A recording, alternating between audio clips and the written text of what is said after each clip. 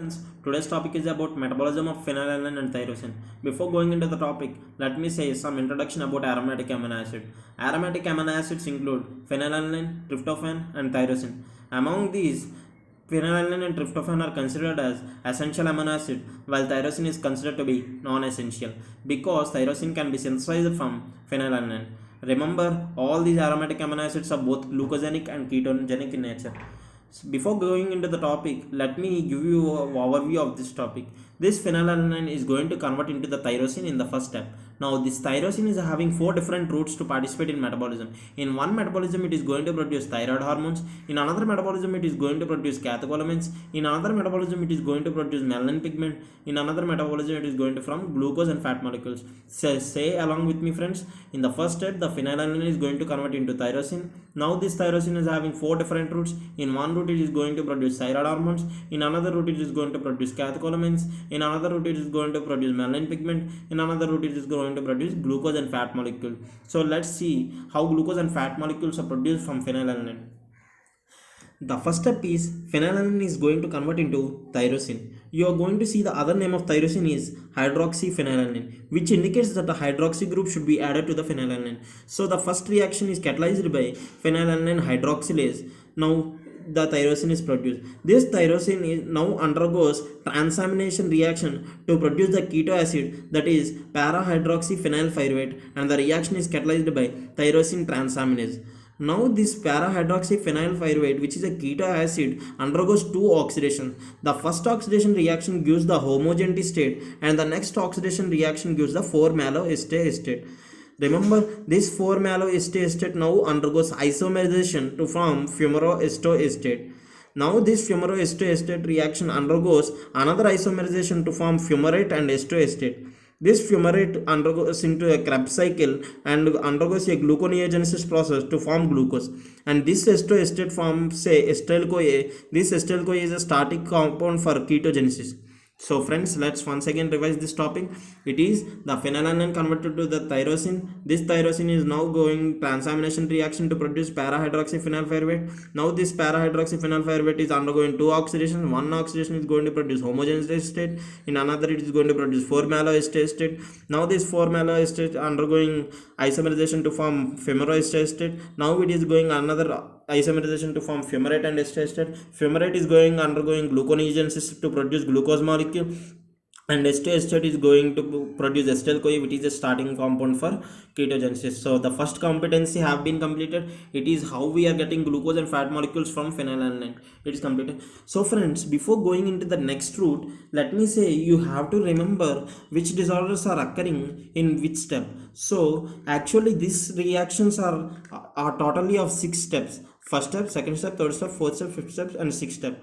So actually you should have 6 disorders, but the fifth disorder is absent and you are having only 5 disorders in this metabolism. We should remember these 5 disorders and their enzyme deficiency. So for remembering these disorders name, I written a mnemonic. Let's learn this mnemonic. That is P2Na gap 1. Say with me, it is P2Na gap 1. P indicates the phenylketonuria and 2 includes the tyrosinemia type 2. N includes neonatal tyrosinemia. A includes alkaptonuria. Gap indicates it is no having the disorder, and 1 includes the tyrosinemia type 1. So friends, let's say with me, it is P2Na1. You must remember which disorder and which enzyme. In the first step, the phenylketonuria occurs due to phenylalanine hydroxylase. In the second step, the tyrosinemia type 2 occurs due to deficiency of tyrosine transaminase. The tyrosinemia type 2 is also called as Richner-Hanhart syndrome.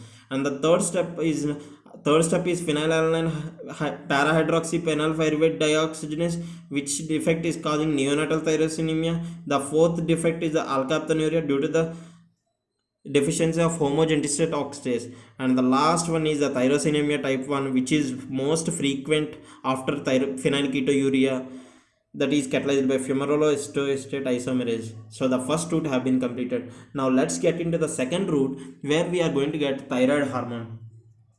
You are going to have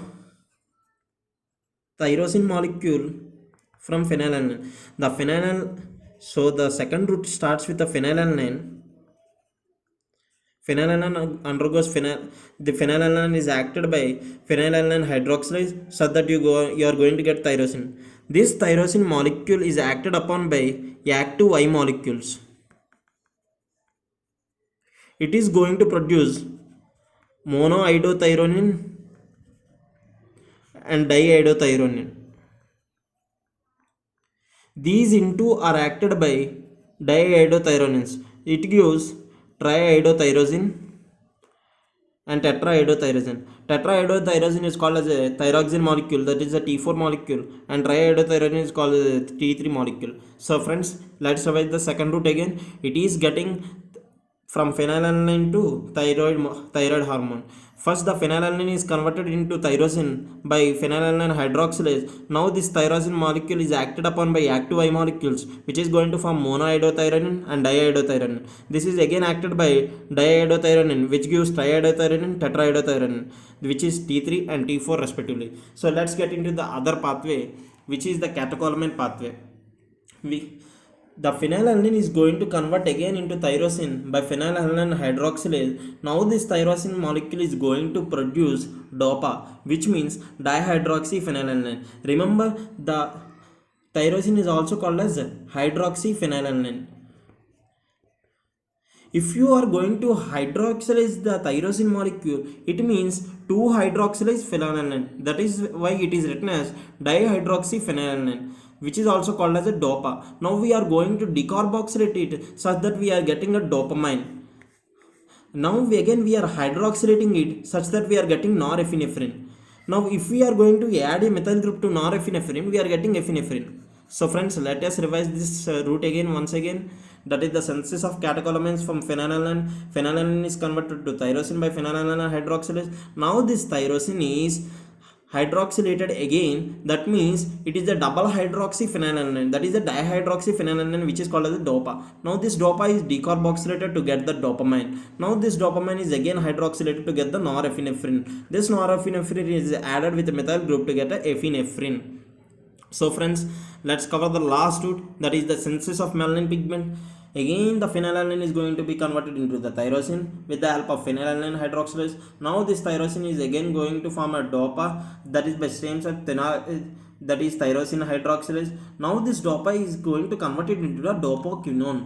Now remember, this dopaquinone spontaneously it is going to produce the leukodopachrome, which undergoes 3 reactions to form the black melanin. While the dopaquinone, when added with the cysteine, it is by our presence, it is going to form the dopachrome, which is going to form red melanin. Remember, the pigmentation of a human person depends upon the relative concentration of black melanin and red melanin, and this is in turn dependent on environmental factors. So friends, let us revise the last route again. That is, the tyrosine is converted into the DOPA by tyrosine hydroxylase. Now this DOPA is converted to the dopaquinone. Dopaquinone spontaneously goes to leukodopachrome, and this leukodopachrome undergoes 3 reactions to produce the black melanin, while the dopaquinone undergoes with cysteine to form dopachrome and red melanin. So friends, today's session is completed. Thank you for your patience.